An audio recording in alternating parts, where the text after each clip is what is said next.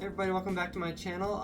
If this is your first time here, my name is Jackson Shorten, and if you're coming back from one of my other videos, I welcome you guys back, and thank you guys for tuning into my channel. If you haven't seen the video I dropped a few days ago, I would really recommend that you go and watch that. I talked about a lot of good information, and if you are looking for some ways that you can improve in cross country for 5K specifically, I would recommend that you go check out that video, and hopefully it helps you out. So today's video, I'm going to be giving you guys my first impressions of the Nike Zoom Vaporfly Next Percent. I've run a couple races in this shoe and I have about 15 miles, so it's not enough to give you guys a full review, but I'll just give you guys my first initial thoughts and first impressions. I've broken this up into 6 different sections, the first one being details, the second one being comfort, the third one being the upper, the fourth one being the midsole, the fifth one being can you use these shoes for cross country and track, and the sixth one being are these shoes worth the pretty expensive price. Okay, starting out with details, for my weight, which is a men's size 10 here in the US, they're coming in just under 7 ounces, which is pretty light considering how bulky the shoes look. A lot of people think that these shoes will be heavier just by looking at them because the midsole is so thick, but yeah, these shoes are light. Next thing I'm going to talk about is the ZoomX foam. I think this foam is the lightest foam being used on the market right now. This foam is used to provide the maximum amount of energy return, and this foam is very soft and responsive.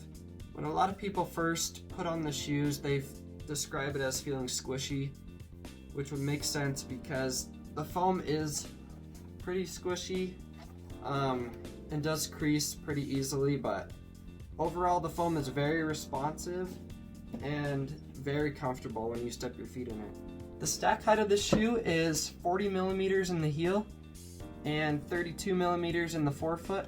So overall an 8 millimeter drop. I think it feels great. It feels great on my feet, and yeah.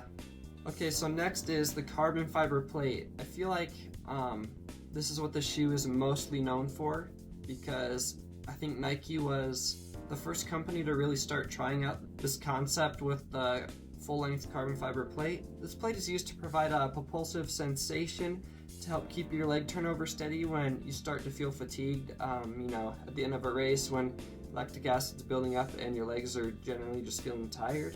This carbon fiber plate also promotes energy return, which I've noticed a lot just wearing these a few times. They do feel springy, and I can definitely tell that there's a carbon fiber plate and that it's doing its job. The next thing I'm going to be talking about is comfort. So initially, after putting these shoes on for the first time, they felt really good, really comfortable, and I could definitely see why people were describing the feel as squishy, because yes, they did feel squishy and the foam felt very soft. After my first race in these shoes, my feet were aching just a little bit, but once I ran a few races in them, they started to break in, and I don't have any issues with them now, so yeah. I think overall these shoes are extremely comfortable, and if you're looking for something that is more comfortable than a traditional racing flat, I think these will definitely be a good shoe for you guys. The next thing I'm going to be talking about is the upper. So the upper is made out of what Nike is calling the new Vaporweave upper. This upper is made out of a very strong but lightweight material. This upper is also water resistant, so if you're running in a climate where it's very rainy or it's just wet, then this upper is supposed to help keep the water out and keep your feet dry. I think that the lockdown of the shoe on my foot is very good. The way that the tongue is placed, it's kind of at an angle, so it just sits right on my foot, pretty snug, and the laces kind of also go at an angle.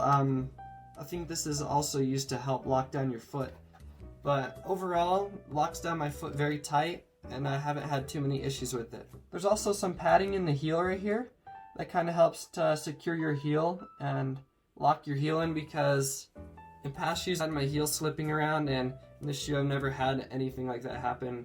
Lockdown is very good in this shoe. Next thing I'm going to be talking about is the midsole. So like I said, the midsole is made up of ZoomX foam. The midsole is extremely cushiony and is perfect for someone who likes a little more cushion than the traditional racing flat. The only drawback I have for the midsole would be its durability.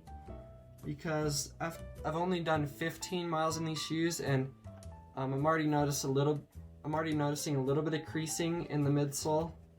But you know, that's to be expected with how lightweight the foam is, and that the shoe is labeled as a racing flat. So it makes sense that the durability isn't that good, because it's made specifically for racing and not meant for putting in lots of miles. So overall, the midsole feels very comfortable, very responsive, and I'm really enjoying the midsole that Nike put into this shoe. If you're someone that doesn't like a lot of ground contact when you're running and doesn't like to, you know, feel the pavement under your feet, I think this would be a great shoe, because this foam does a great job, you know, cushioning the pounding on your feet, and overall makes out for a smooth and comfortable ride. This next topic I think a lot of people are curious about is, can you use these shoes for cross country and track? And my answer is yes, I think you can use them for cross country, but I think it depends on the situation.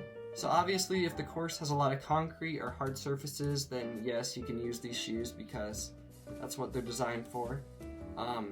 I would say that if the course is mostly grass, but the grass is pretty short and clean cut, kind of like the running lane race I ran about a month ago now, the grass is very short and these shoes didn't have a problem on that.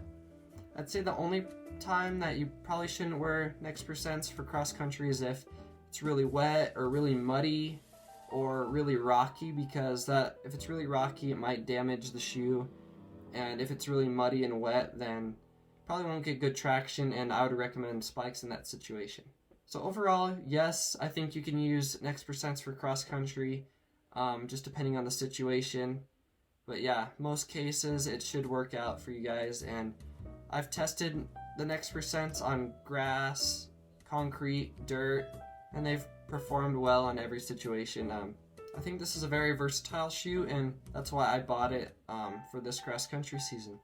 People are also wondering if you can use these shoes for track, and my answer also is yes. I think it just depends on the distance. So I'm using these shoes for maybe a mile and up. Unless I'm running indoor where the corners are a lot tighter, I might switch to some spikes just to get some traction around those corners. But anything from mile up, I'll probably be wearing this shoe. I'll probably be running the 800 at some point this season, and I'll probably throw in some spikes for that, just because it's quicker, you're going around turns faster, and you overall just need better grip when making those corners. So yes, I think if you're a distance runner and you're running, you know, mile, 2 mile, this would be a great shoe for the track as well. This next question is a question that a lot of people are talking about is, are these shoes worth the price? And my answer is, I think if you are able to afford these shoes, I think they're definitely worth the price. I've had nothing but success in these shoes. Really give them a 10 out of 10. Would recommend them to anybody. If you're able to afford these shoes, I would recommend that you get them right away. If not, it's okay. There's a lot of other great alternatives, but I think this shoe is really good. And yeah, I would recommend this shoe for anybody. I think this shoe lives up to the hype and is something really special. Really love running in this shoe and use it strictly for racing. Performed well every time, so yeah, nothing much else I can say about that. Okay guys, this is the end of the video. I hope you guys enjoyed my first impressions of the Nike Zoom Vaporfly Next Percent and some little details about them. Again, if you guys haven't seen my last video, I recommend that you go check that out. Worked really hard putting that out, and I think a lot of you guys would like watching that video, so yeah. Really appreciate all you guys that are tuning in to watch these videos. If you could share my channel with your friends, leave a like and subscribe, I'd really appreciate all of that. And yeah, I don't think there's much else to say. These are great shoes and would recommend them 100%. I'll catch you guys in the next video. See ya.